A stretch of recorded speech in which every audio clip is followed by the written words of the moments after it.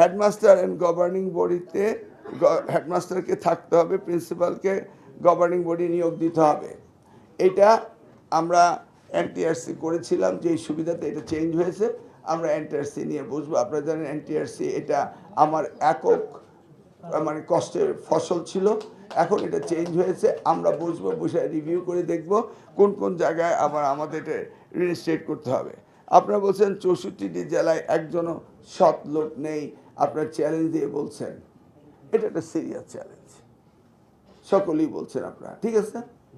আমার মাননীয় প্রতিমন্ত্রীও বললেন, আর আমার রেকর্ড তো আপনারা জানেন যে আমরা দুর্নীতি করি না, করব না, করতে দেব না।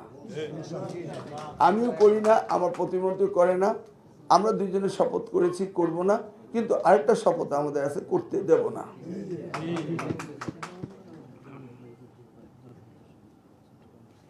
আর কি অবসর ভাতা বিষয়টা, এটা লেটেস্ট সিচুয়েশন কি, এটা নিয়ে আমরা এখনো বসিনি। আমরা এখন অফিসে সুস্থভাবে বসতে পারিনি। আমরা অবসর ভাতা নিয়ে বসবো এবং কল্যাণ ট্রাস্ট নিয়ে বসবো, এটা আমাদের এজেন্ডায় আছে। আমরা আজকে থেকে এই সকালেও আমরা কয়েকটা কাজ করেছি, আপনাদের মিটিং শেষে আমরা বসবো।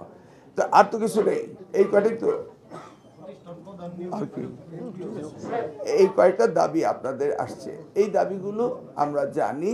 আপনারা আবার আমাদেরকে বললেন, আমরা এগুলি নিয়ে বসা শুরু করেছি, আমরা এগুলি নিয়ে কাজ করব। আপনারা নিশ্চিত থাকেন।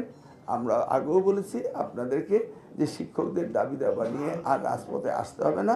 এই শিক্ষা মন্ত্রণালয়কে সবচেয়ে বেশি প্রায়োরিটি দিচ্ছেন আমাদের বর্তমান প্রধানমন্ত্রী জনাব তারেক রহমান।